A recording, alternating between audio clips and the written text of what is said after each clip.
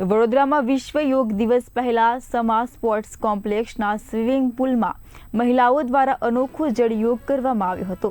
50થી વધુ મહિલાઓએ પાણીમાં વિવિધ યોગ આસન જેવા કે પ્રાણાયામ, one leg balancing, hand stand અને ગરુડાસન કર્યા હતા।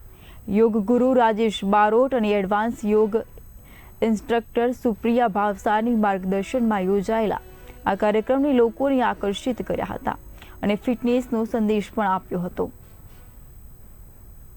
એટલે કે જલ યોગાના કાર્યક્રમનું આ આયોજન કરવામાં આવેલ હતું, જેમાંથી લગભગ 70 થી 100 મહિલાઓએ એમાં ભાગ લીધેલ હતો।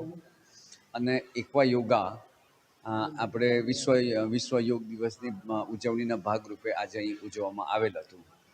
આમાં જલ યોગા આપણા ઋષિમુનિઓ, મહર્ષિઓ, ધ્યાનીઓ, યોગીઓ જે નદીઓમાં સ્નાન કરવાનો મહિમા છે, જેમ કે ગંગા નદી, નર્મદા નદી, આ જે નદીઓમાં સ્નાનનું મહિમા છે એનું પાછળનું સાયન્ટિફિક રીઝન આ છે કે જ્યારે તમે પાણીમાં પડો છો ત્યારે તમારા આ વાળ છે, જલને સ્પર્શ આવે તો આ બધા ખુલી જાય છે, અને જેટલા છિદ્રો વધારે ખુલે છે એટલું તમારી બોડીમાં વધારે ઓક્સિજન પ્રવેશ કરે છે।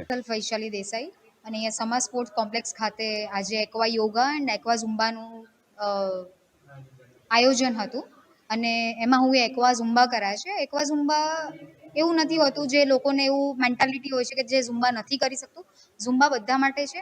એ એક્સરસાઇઝ વિથ મ્યુઝિક, તો તમે એનીવન કેન મૂવ ઇઝીલી અને એક્સરસાઇઝ કરી શકે છે સારી રીતે।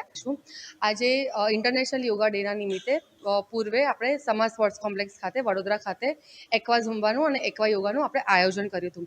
હવે એક્વા યોગામાં મેં અહીંયા આજે પ્રાણાયામ કરાયા અને વન લેગ બેલેન્સના અમુક આસનો કરાવ્યા।